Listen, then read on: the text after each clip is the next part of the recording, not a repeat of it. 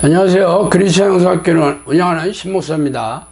오늘은 5월 4주 영성학교 훈련 내용에 대해서 말씀드리겠습니다. 첫 번째, 하나님은 내 생각을 포맷하기를 원하신다 라는 걸 생각해 봅시다. 이 주제는 기도훈련 시작과 과정에 있어서 매우 중요한 주제이기 때문에 코칭 때마다 강조하고 또 강조해도 지나치지 않습니다. 생각을 포맷하는 것은 하루 종일 ESP로 내 마음을 도배하는 것이 기본이지만 우리 안에 견고한 생각의 진을 발견하여 깨뜨리는 것이 반드시 필요합니다. 어느 형제님의 경우 저에게 기도훈련을 받다가 어느 순간부터 마음이 불편하고 거스름이 올라오는 것을 알게 되었습니다. 자신의 마음속에 사람을 잘 믿지 않는 사고방식이 깔려있음을 발견하였습니다. 레위기를 읽으면서 하나님께서는 하나님의 곁에 무엇을 섞는 것을 엄청 싫어하신다는 것을 깨달았고, 마음속을 이잡듯이 뒤져서 하나님이 싫어하실 만한 마음을 다 회개하고 버렸습니다.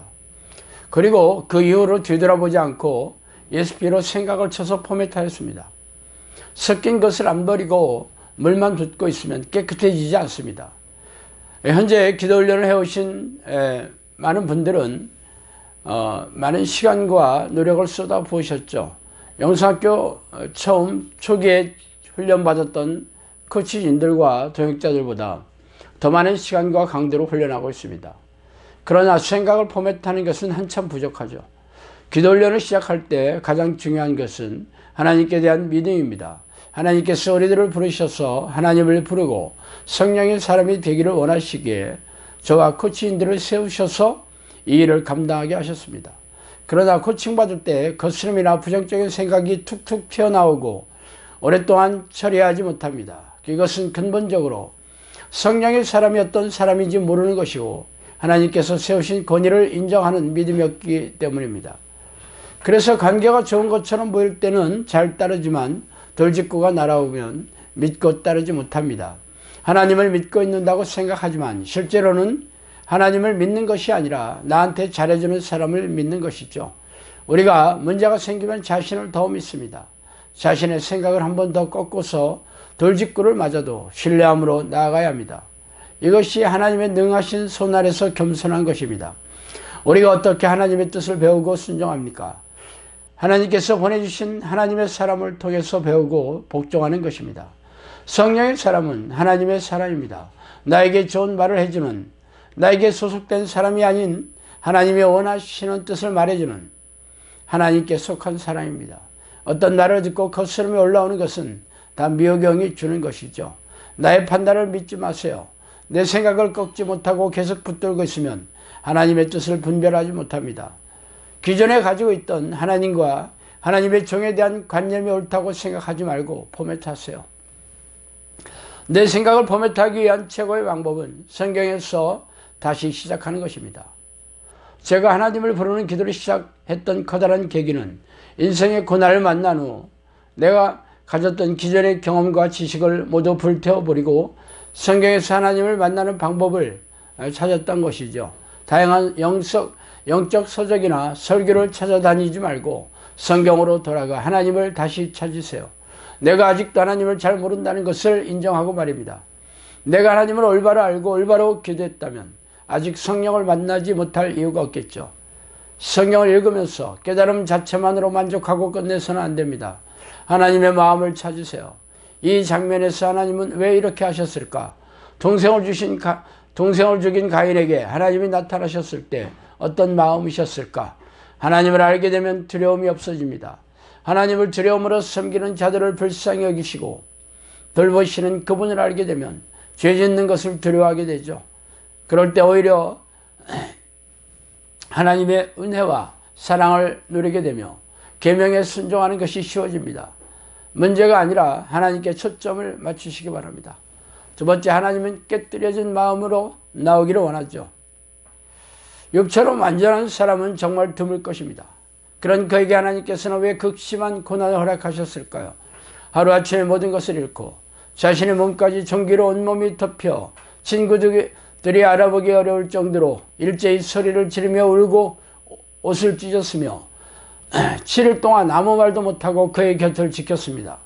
그가 당한 고난의 이유를 정확히 알 수 없지만 아무리 어려운 욥이라도 하나님 앞에 깨진 심령으로 구원을 위해 부르짖어야만 하는 존재임을 깨닫게 해주시기 위해서일 것입니다. 욥은 어렵고 성품이 견고해서 웬만한 고난으로는 그를 깨뜨릴 수 없었기에 하나님께서는 무지막지한 고난의 막다른 골목에 그를 몰아세우신 것입니다.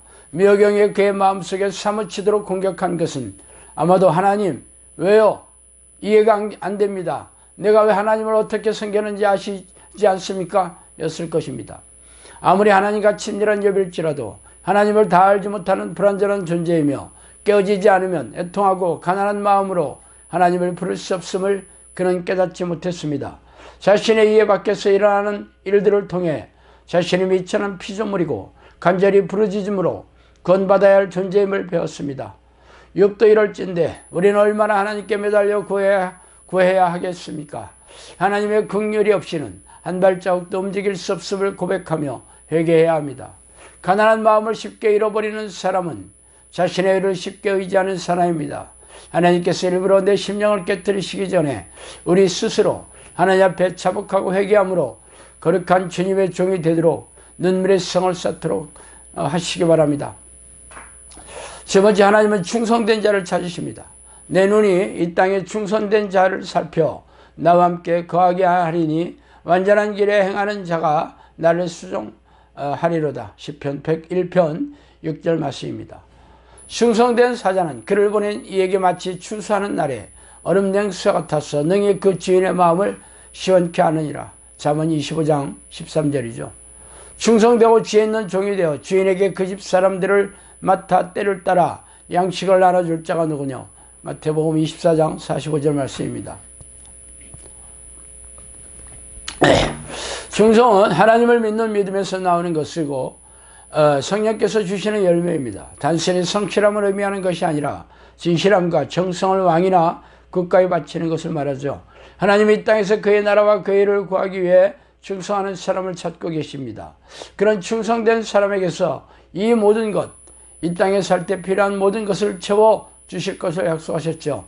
기도하고 있는데 왜 고질병이라든가 내 안에 잠복한 귀신들은 아직도 안 나가고 있는 것일까요? 그것은 내가 섬기는 주인이 아직 하나님이 아니라 세상의 신, 만문, 재물이기 때문입니다. 내 마음의 걱정, 염려, 조급함, 장래에 대한 두려움 등을 받아들이고 있는 것은 불신앙일 뿐만 아니라 만물이 나의 신이기 때문입니다. 재정이 부족한 것이 아니라 나의 문제가 아니라 공급하시는 하나님을 믿지 않는 것이 나의 문제임을 인지해야 합니다. 다윗은 골리앗을 이기고 계속 승승장구하다가 왕의 사위가 되었습니다. 장인의 시기로 몇천 명의 특공대의 추격을 받으며 살아야 했습니다. 사울을 죽일 기회가 2번이나 있었지만 여호와의 기름 부음 받은 자를 치는 것은 하나님께서 기뻐하지 않는다는 믿음이 있었습니다. 후에 사울이 요나단과 전사했을 때도 마음 깊이 슬퍼했습니다. 귀신이 들린 사울을 대할 때조차도 그의 권위를 업신여기지 않고 그에게 성심을 다한 것은 바로 하나님께 대한 믿음과 사랑이 있었기 때문입니다. 아브라함이 이삭의 신부를 구할 때 그가 신뢰하는 늙은 종을 보내었는데 이 종은 하나님을 경외하는 놀라운 믿음으로 형통하게 리브가를 만나 이삭에게 인도합니다. 하나님의 마음과 주인 아브라함의 마음과 일치된 마음으로 충성합니다. 하나님께 충성하는 사람은 하나님의 시야로 모든 것을 보는 사람입니다. 요셉이 육신의 사람이었다면 암담한 상황에 매몰되어 분노와 우울증으로 귀신의 밥이 되었겠지만 보디발을 섬길 때도 감옥에서 간수장을 섬길 때도 충성스러웠습니다. 왕의 신하가 감옥에 들어왔을 때 그의 관심은 자신의 처지에 빠져 있는 것이 아니라 왕의 신하들의 필요를 민감하게 살피는 데 있었습니다. 하나님의 선하신 절대 주권에 대한 믿음이 있었던 그는 결국 살아계신 하나님을 나타내는 통로가 됩니다. 일상의 삶에서 나는 하나님의 나라와 의를 먼저 구하는 사람입니까? 잘 살펴보시기 바랍니다. 자, 오늘은 여기까지 하겠습니다. 감사합니다.